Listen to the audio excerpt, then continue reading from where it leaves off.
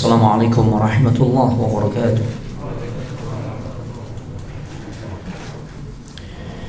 Innal hamdalillah nahmaduhu wa nasta'inuhu wa nastaghfiruhu wa na'udzu billahi min shururi anfusina wa min sayyiati a'malina may yahdihillahu fala mudilla lahu wa man yudlil fala hadiya lahu. Asyhadu an la ilaha illallah wahdahu la syarika lahu wa asyhadu anna Muhammadan 'abduhu wa rasuluhu la nabiyya ولا رسول بعده.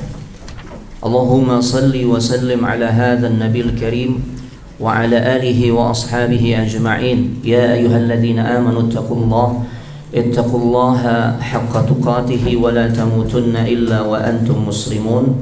يا أيها الذين آمنوا اتقوا الله وقولوا قولا سديدا يصلح لكم أعمالكم ويغفر لكم ذنوبكم ومن يطع الله ورسوله فقد فاز فوزا عظيما.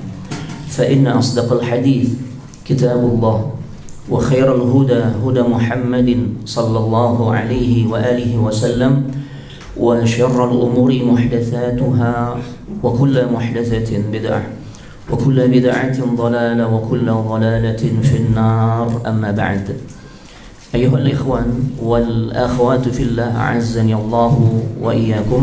Para ikhwan dan juga akhwat, saudara-saudariku sekalian, jamaah salat maghrib musalla fajar Islam, yang mudah-mudahan kita semua selalu diberikan rahmat, keberkahan dan juga kemuliaan dari Allah Subhanahu wa taala.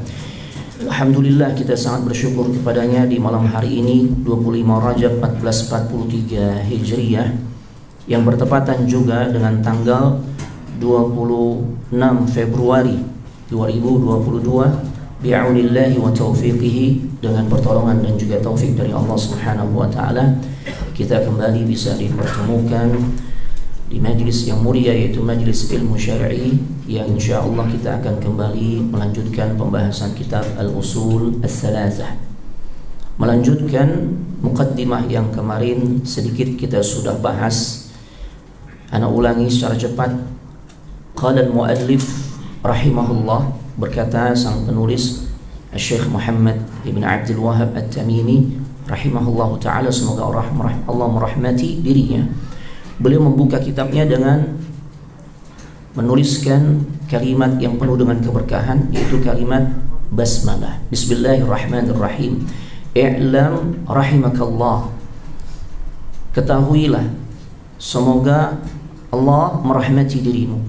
Yajibu alaina ta'allumu arba'i masail, wajib bagi kita semua untuk mempelajari, memahami, mengilmui tentang 4 perkara. Al-ula, yang pertama, al-ilmu, terkait dengan bab ilmu, ya.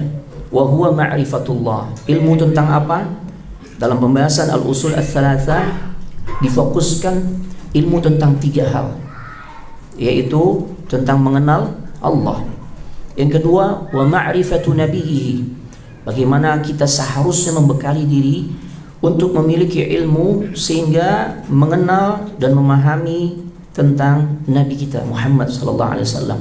Apa saja konsekuensi-konsekuensi yang harus kita tunaikan ketika kita benar-benar mengenal beliau. Kemudian wa ma'rifatu dinil Islam bil adillah, ilmu yang berkaitan dengan mengenal agama kita, itu agama Islam, yang tentunya Islam ini adalah agama dalil. Jadi kalau bicara Islam dan mengamalkan ajaran Islam haruslah dengan dalil, dengan petunjuk. Kalau antum tanya, Ustaz, dalil itu apa sih? Tidak lain Al-Quran dan Sunnah Nabi Sallallahu Alaihi Wasallam. Ats-tsaniyatu, perkara kedua yang memang kita harus semangat untuk mengilmuinya, memahaminya. Kalau tadi pertama tentang ilmu, ya. Yang kedua, al-amalu bihi. Setelah mendapatkan ilmu, maka ada tuntutan berikutnya, yaitu mengamalkan ilmu tersebut. Yang ketiga, ats-tsalitsatu ad-da'watu ilaih. Setelah kita berilmu kemudian mampu mengamalkannya, maka tuntutan berikutnya adalah kita diperintahkan untuk berdakwah, menyampaikan ilmu tersebut. Nanti Anda akan jelaskan, ya, ada 2 macam atau 2 model konsep dakwah. Dan jangan sampai kita nih salah ranah gitu loh, ya. Kita pasnya di ranah yang mana nih? Baik. Yang keempat, ar-rabi'atu as-sabru 'ala al-adza fihi. Kita harus siap menghadapi berbagai macam ujian dan cobaan. Maka kita harus menyiapkan bekal sabar. Ya, kita harus bersabar menghadapi berbagai macam ujian, cobaan, hal-hal yang menyakitkan ketika kita berdakwah. Ya, karena memang udah sepaket tuh. Ketika seorang mengajak manusia ke jalan Allah, ya, melaksanakan atau mengamalkan sunnah Nabi sallallahu alaihi wasallam, konsekuensinya dia harus siap menghadapi berbagai macam ujian, rintangan, cobaan dan sebagainya. Makanya modal utamanya adalah bersabar. Ya. Wad dalilu qauluhu ta'ala, dan dalil tentang hal itu, tentang 4 hal tadi. Berilmu, kemudian kedua apa? Beramal, yang ketiga dakwah, yang terakhir bersabar. 4 poin penting yang harus kita ilmui ini terangkum di dalam surah Al-Asr. Alhamdulillah, surah favorit ya. Karena dari kecil nih kita akrab dengan surah ini. Ya. Kita baca biasanya kapan nih? Pulang sekolah. Tapi nanti ada riwayatnya. Ada kesesuaian dengan kebiasaan para sahabat kalau mereka ketemu. Ya. Mereka kalau bertemu satu dengan lainnya, kalau mau pisah baca surah Al-Asr. Ada dalilnya ternyata. Masya Allah. Cuma memang bacanya yang benar. Kita kan dulu kurang benar ya bacanya ya. Diseret-seret wal asri innal insana lafi khusrin. Gitu ya. Baik. Turun-temurun begitu tuh diajarin ya. Nah, seharusnya guru nih kalau ngedenger muridnya baca kayak begitu dibenerin. Jadi tidak mewarisi kesalahan terus-menerus. Ya, baik. Kita akan bahas satu persatu 4 poin yang memang disampaikan oleh Syekh Al-Muallif untuk kita ilmui. Kemudian ana sampaikan juga perkataan Syekh ya. Yang berikutnya qala Syafi'i rahimahullahu taala, melanjutkan jabaran tentang 4 poin atau 4 perkara yang harus kita ilmui. Kemudian beliau menambahkan perkataan Imam Syafi'i. Apa beliau katakan? Beliau mengomentari ya, Imam Syafi'i mengomentari tentang kandungan surah Al-Asr. Law ma anzalallahu hujjatan ala khalqihi illa hadhihi surah lakafathum. Kata Imam Syafi'i, seandainya Allah tuh enggak menurunkan bagi manusia satu hujjah untuk menjelaskan tentang 4 perkara tadi, berilmu, beramal, berdakwah, dan sabar di saat kita sudah mulai mengajak manusia ke jalan Allah atau berdakwah. Ya, sekiranya Allah tidak menurunkan bagi manusia satu hujjah terkait dengan 4 hal tadi kecuali surah Al-Asr saja, maka sudah cukup. Maka sudah cukup. Artinya apa? Di sini kita memahami kandungan surah Al-Asr itu sangat agung, sangat mulia.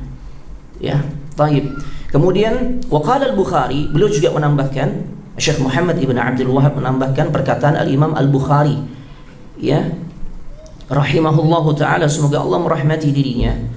Ya, beliau membawakan dalam satu bahasan kitab beliau bab al-ilmu qabla al-qawli wal amal. Bab yang beliau berikan judul berilmu sebelum berucap dan beramal. Artinya beliau menitik beratkan, memfokuskan agar kita semua ini punya perhatian terhadap ilmu. Ya. Wad dalil qauluhu ta'ala. Dalil yang beliau bawakan adalah fa'lam annahu la ilaha illallah wastaghfir li dzambik. Itu ada dalam surah Muhammad ayat 19. Fa'lam itu artinya ketahuilah. Ta'allam hatta ta'lam. Sungguh-sungguhlah engkau dalam belajar, dalam menuntut ilmu sehingga engkau menjadi orang yang berilmu. Ya. Apa yang perlu kita ilmui? Yang perlu kita pelajari, dan ilmu ini sangat penting, yaitu bahwasanya ikrar kita tiada ilah yang berhak diibadahi dengan benar kecuali hanyalah Allah. Wastaghfir li dzambik.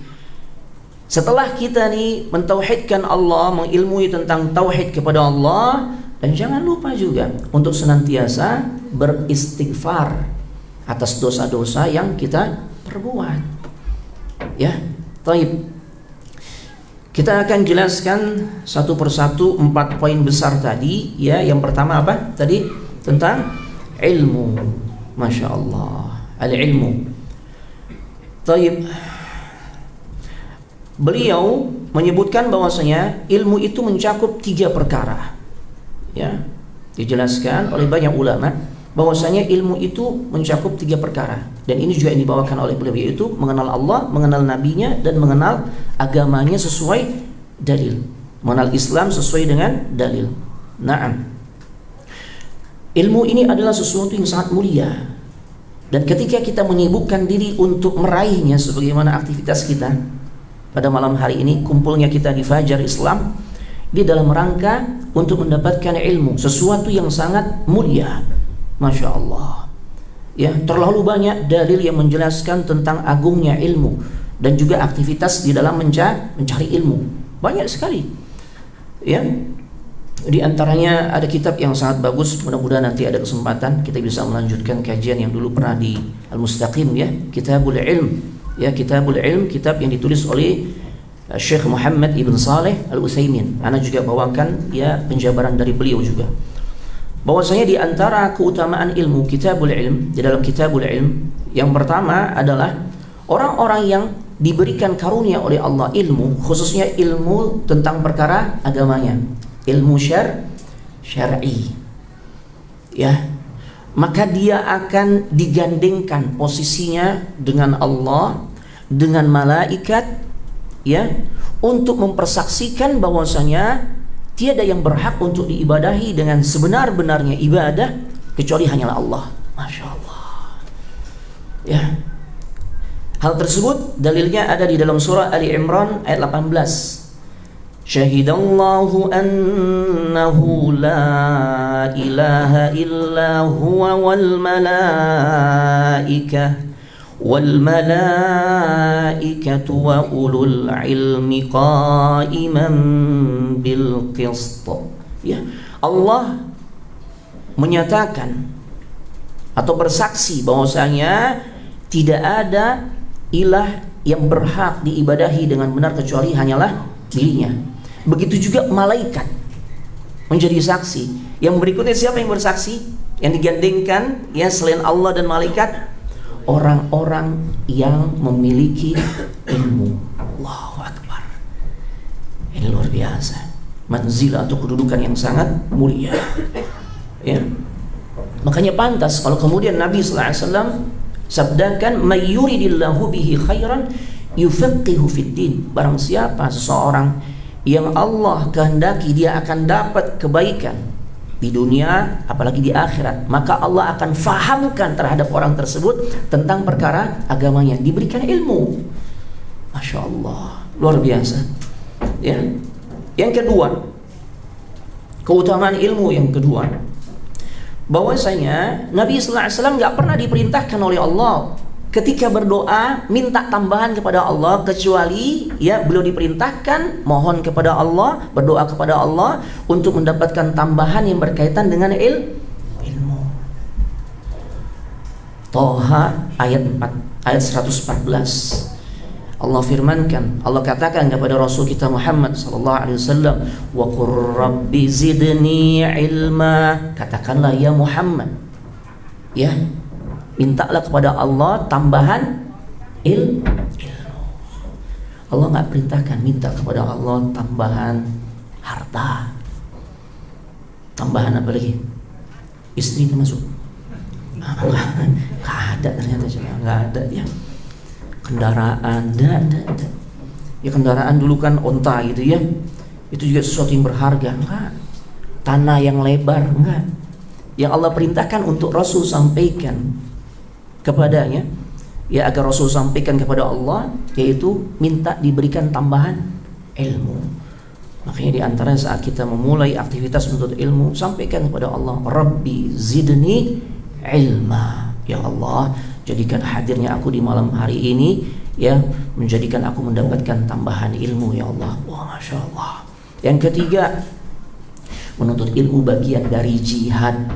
Masya Allah, bagian dari jihad. Hadis riwayat Al-Imam At-Tirmidzi yang sanadnya hasan, Nabi sallallahu alaihi wasallam sabdakan, "Man kharaja li talabil ilm fahuwa fi sabilillah hatta yarji'."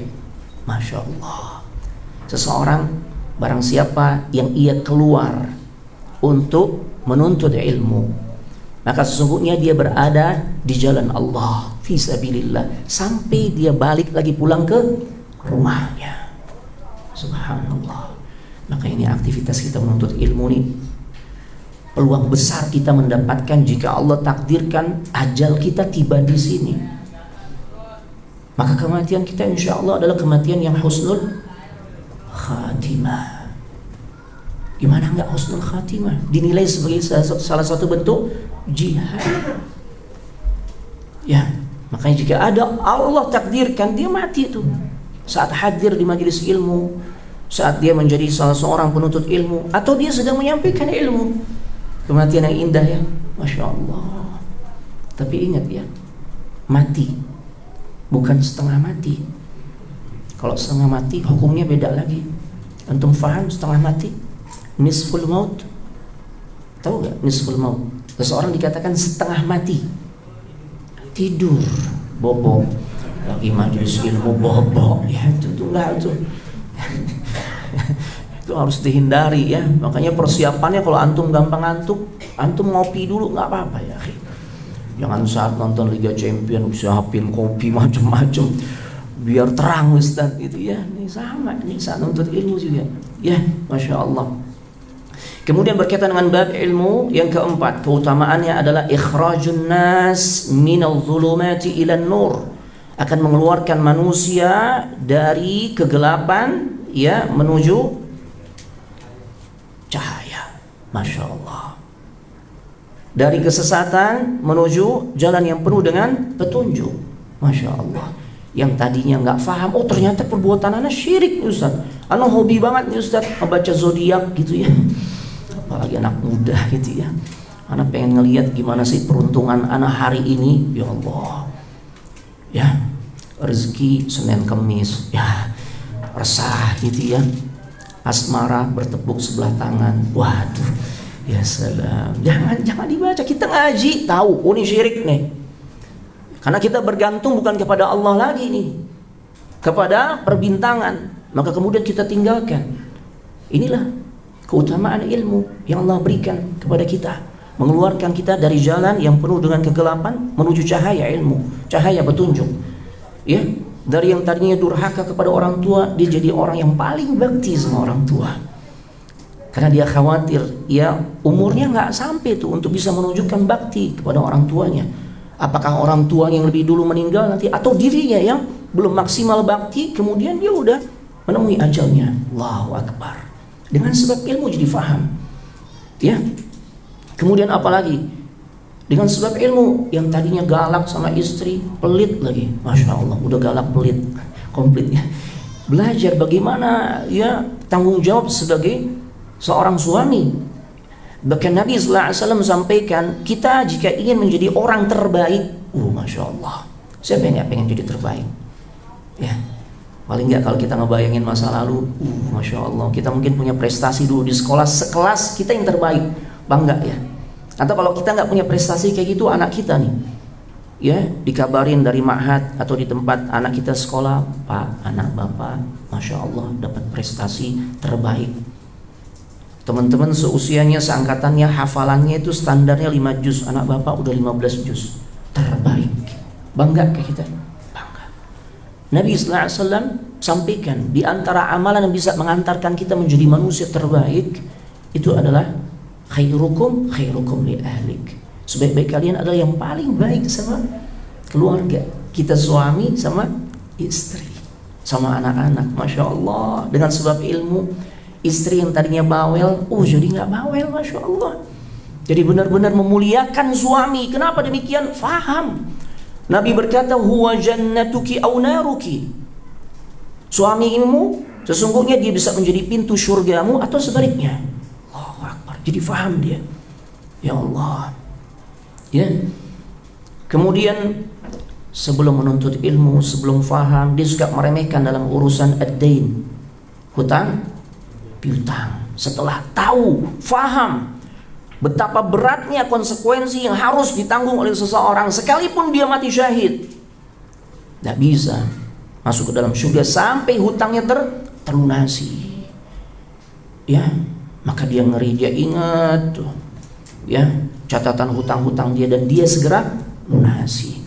Dan Nabi katakan khairukum ahsanukum qadaan. Kama qala Nabi sallallahu alaihi wasallam, sebaik-baik kalian itu adalah yang paling baik dalam urusan bayar hutang. Setelah faham ilmunya, wah, Masya Allah, dia sadar dikembalikan tuh hak orang lain. Ya, Masya Allah, dulu sebelum ngaji, sebelum berilmu, Masya Allah, ganjen, suka posting-posting foto di medsos. Hati-hati nih, ya, hal seperti ini bisa menjadikan kita tuh melakukan dosa jariyah. Tapi kita faham, oh Masya Allah, khawatir jatuh kepada riya, belum lagi pengaruh lainnya, akan bisa terkena dampak ain dan sebagainya. Maka dia nggak lagi melakukan hal itu, merasa malu tuh kalau posting-posting, ya, di medsos, di akun milik pribadinya, ya, akun pribadinya. Kenapa? Dia faham, bukan untuk ini kita hidup. Ya, Masya Allah. Ya, Bapak Ibu jamaah sekalian, semoga dimuliakan oleh Allah Subhanahu wa taala. Taib. Kemudian bahwasanya dijelaskan juga bagaimana dahsyatnya ilmu. Wala a'lamu ba'da an-nubuwwati darajatan afdal min bathil ilm. Ini perkataan dari Imam Ibnul Mubarak. Aku enggak mengetahui ada satu perkara yang lebih baik kedudukannya setelah kenabian itu dibandingkan atau daripada menyebarkan ilmu. Masya Allah. Pertanyaannya, ilmu apa yang dimaksud? Ya, yang pertama adalah ilmu syar'i.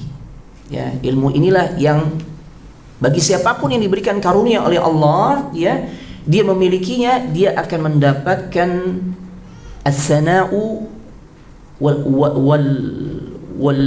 as-sana', ya, wal hamd, ya, pujian dan juga sanjungan. Masya Allah. Ana jelaskan. Yang pertama, ilmu syar'i. Berkaitan dengan ilmu syar'i, ilmu syar'i ini secara hukum kita mempelajarinya terbagi menjadi 3. Berkaitan dengan ilmu syar'i, ilmu yang menjadikan Allah Subhanahu wa taala akan mengangkat derajat seseorang. Ya, ini ilmu yang paling utama. Sebagaimana dalam surah Al-Mujadilah ayat ke-11. Yarfa'illahu alladhina amanu minkum walladhina utul ilma darajat. Ya, Allah akan angkat derajat orang-orang yang beriman di antara kalian dan juga yang memiliki ilmu, diangkat derajatnya. Khususnya orang-orang yang diberikan karunia dia memahami atau menguasai atau dia memiliki ilmu syar'i. Ya, secara hukum mempelajari ilmu syar'i itu dibagi menjadi 3. Yang pertama yang fardu ain. Ya, berarti kalau fardu ain wajib bagi setiap individu. Bisa diwakilin nggak? Tidak bisa. Ilmu yang seperti apa, Ustaz? Semua ilmu ya yang memang harus kita ketahui. Karena ini berkaitan dengan apa yang akan kita jalani dari aktivitas keagamaan kita atau aktivitas keseharian kita. Ini fardu ain. Salat, aktivitas keagamaan kan? Masya Allah. Kita mesti mengilmui tentang masalah salat. Bagaimana syarat, rukun, hal-hal yang membatalkan, dan kaifiyahnya, tata cara yang sesuai dengan tuntunan Nabi sallallahu alaihi wasallam. Apa saja yang menjadikan sebab salat seseorang menjadi batal, ya, dan apa saja yang menjadikan salat seseorang itu pahalanya menjadi sempurna atau justru sebaliknya, kita ilmui. Kemudian ilmu-ilmu yang sangat mendasar, di antaranya ilmu tentang keyakinan kepada Allah. Ini kan paling mendasar. Ilmu yang berkaitan dengan masalah akidah ataupun tauhid, maka fardu ain, nggak bisa diwakili. Ya, di antara pilihannya adalah ketika kita mengkaji ya tentang kitab al-usul as-salasah. Ya, ini fardu ain, saudara. Baik. Jadi secara umum semua hal yang mau kita kerjakan, maka kita mesti tahu ilmunya. Tidak hanya berkaitan dengan urusan ibadah, termasuk juga dalam urusan antum mencari nafkah atau kegiatan sehari-hari. Antum mau menjadi pedagang, maka antum harus mengilmui tentang masalah perdagangan. Bagaimana Islam mengaturnya? Mana perdagangan yang masuk kategori dibenarkan dalam syariat, mana yang terlarang, mana yang mengandung nilai riba, mana yang tidak.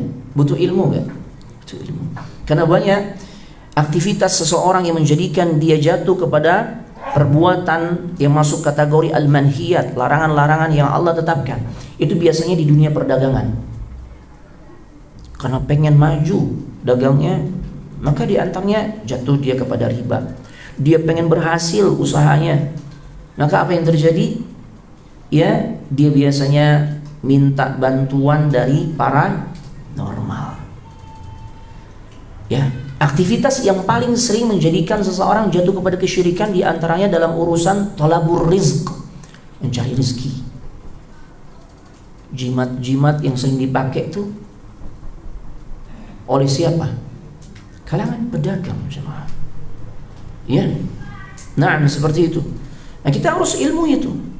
Ya, mana yang dihalalkan, mana yang diharamkan. Masya Allah. Termasuk juga aktivitas yang kita mau jalani. Antum mau nikah, maka harus mengilmui tentang bab nikah. Bagaimana muqaddimahnya? Muqaddimah mau nikah perlu gak kita ilmui? Iya, biar gak jatuh kepada kesalahan. Lagi-lagi ujung-ujungnya pacaran. Latah lagi karena sekarang udah pakai label syar'i, tambahin pacaran syar'i. Subhanallah. Ada aja ya. Apa-apa sekarang pakai syar'i ya. Jadi kayak merek dagangan gitu ya. Masya Allah. Sampai pacaran syar'i. Bagaimana tuh akhi? Iya Ustaz, anak kadang share ya artikel nasihat-nasihat agama. Terus jam 2:30 anak bangunin tahajud. Gombal gitu. Bukan tugas ente ya begitu ya. Itu nanti kalau udah jadi suami istri. Tuh. Perlu mengilmui. Dan ini wajib jemaah. Ini wajib. Begitu juga yang udah berumah tangga. Dia patut juga, dia harus ya membekali dirinya dengan ilmu, terus menambahkan dirinya dengan ilmu, bersungguh-sungguh untuk memiliki tambahan ilmu. Ya, bagaimana dia menjalankan peran sebagai seorang suami, sebagai seorang istri, sebagai seorang ayah, ibu di hadapan anak-anaknya. Skop keluar dari rumah dengan tetangga bagaimana, Masya Allah. Itu butuh ilmu ya. Dan ilmu ini yang sifatnya fardu ain, yang pasti berkaitan dengan aktivitas keseharian kita. Ya termasuk juga Ustadz, kayaknya ana udah gak bisa pertahankan lagi nih rumah tangga Ustadz. Ana putuskan untuk bercerai. Cerai ini bagian dari syariat kan?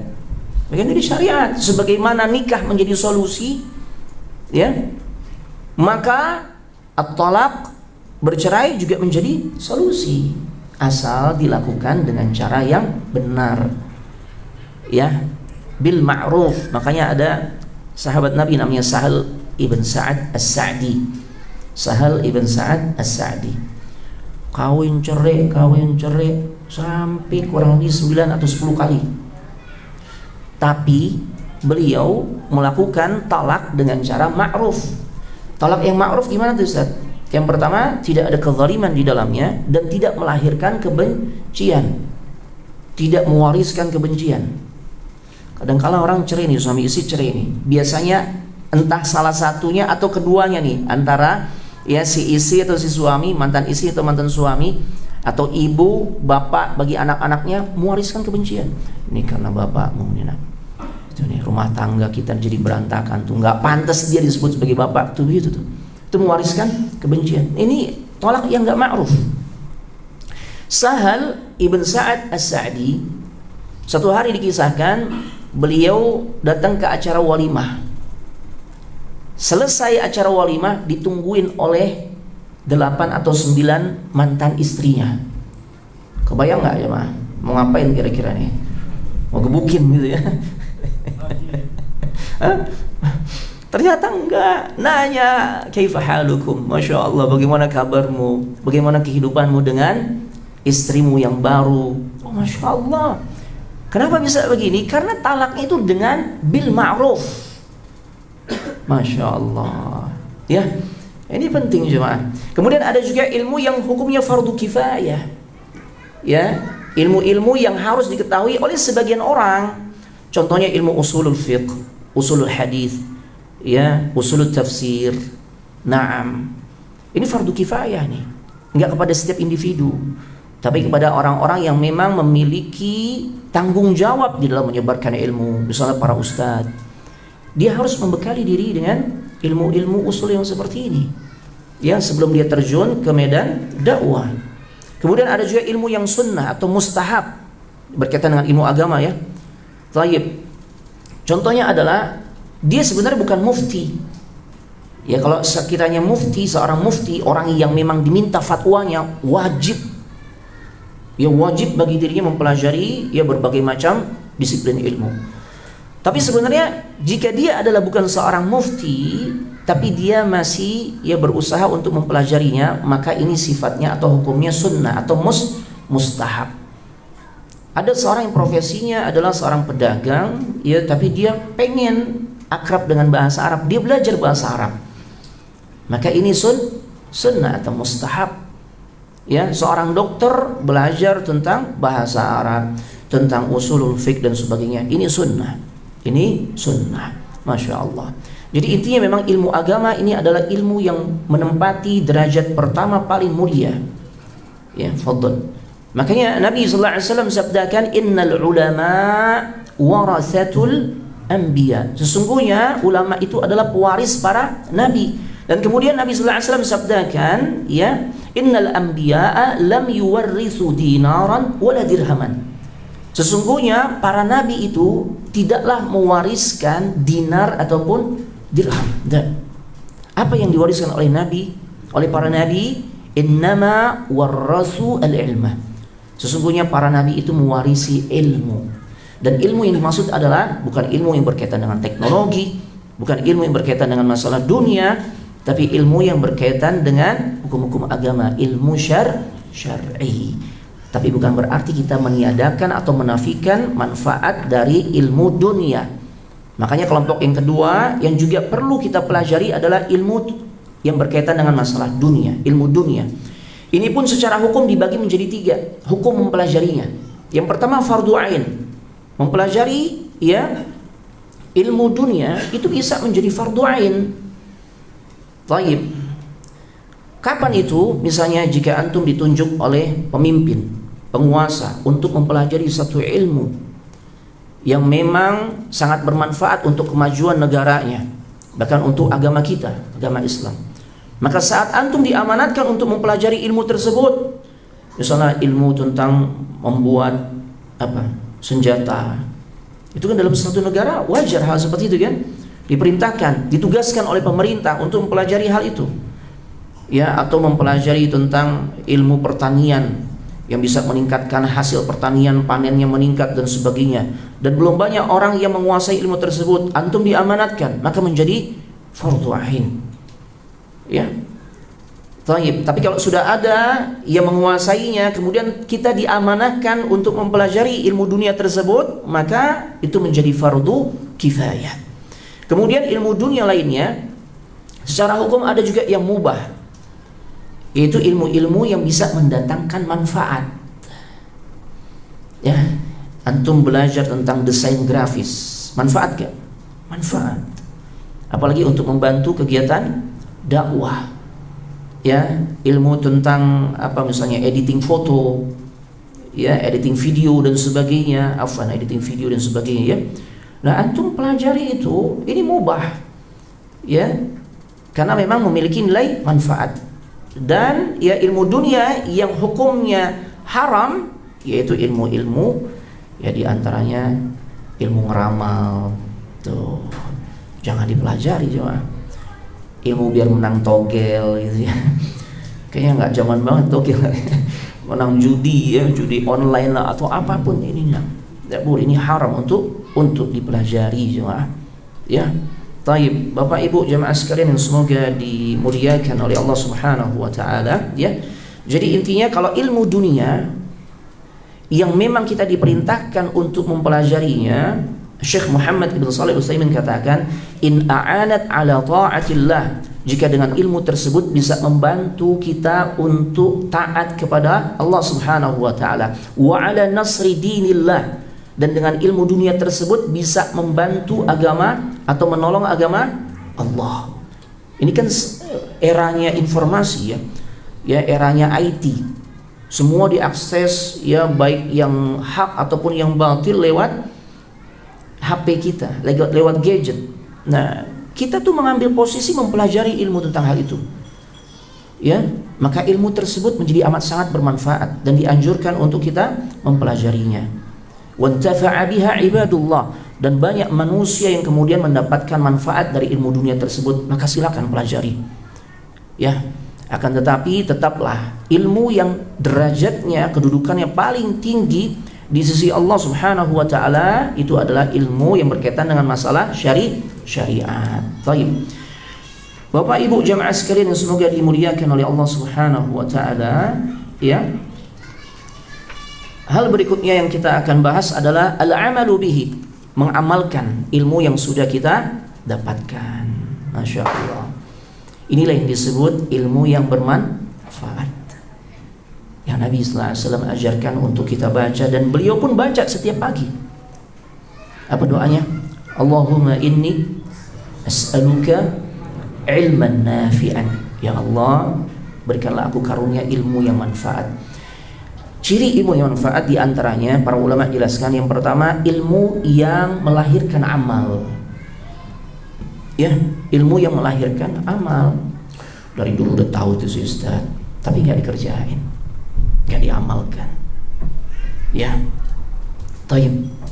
Kemudian yang kedua, ilmu yang bisa menjadikan rasa takut seseorang kepada Allah semakin bertambah. Sebagaimana kisah yang juga pernah Anda sampaikan di beberapa tempat, ketika Syekh Abdul Razak ibn Abdul Muhsin Al-Badr di dalam kitab beliau Fiqih Asma'ul Husna, beliau menjelaskan, membawakan riwayat dari Imam Ahmad ketika ada dua orang muda-mudi yang dimabuk cinta sudah berada di satu tempat yang sangat kondusif untuk mereka melakukan perzinahan, karena nggak ada satupun manusia kecuali mereka berdua. Akhirnya yang laki-laki mulailah dia melancarkan, ya, jurus rayuan gombalnya, ya. Apa dikatakan kepada wanita tersebut? Ma yarana illa al-kawakib, ketahuilah nggak ada yang lihat kita kecuali bintang yang ada di langit. Ya Allah. Tapi lihat, ilmu yang manfaat ternyata menghadirkan rasa takut pada diri si wanita itu. Apa beliau katakan? Ya, wa aina mukawkibuha. Kalau kau katakan nggak ada yang melihat kita kecuali bintang di langit, terus di mana yang menciptakan bintang-bintang yang ada di langit tersebut? Ya.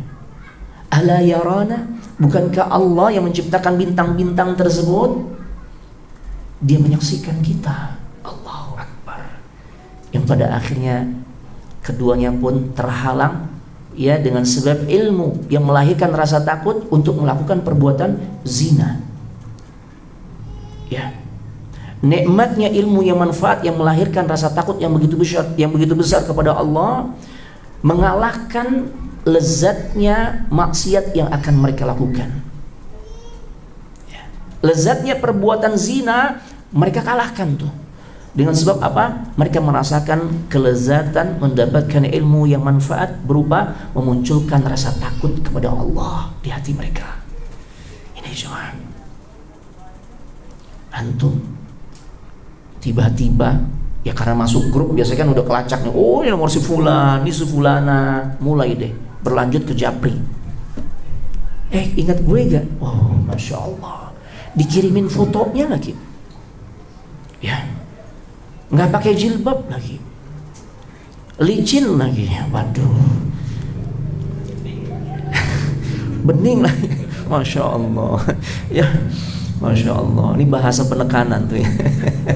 Nah, lihat, manfaat tidaknya ilmu kita akan tampak dari respon yang kita tunjukkan. Hapus tuh gambar, delete, blokir tuh nomor. Itu jemaah. Kalau kita bisa seperti itu, insya Allah ini ilmu yang manfaat.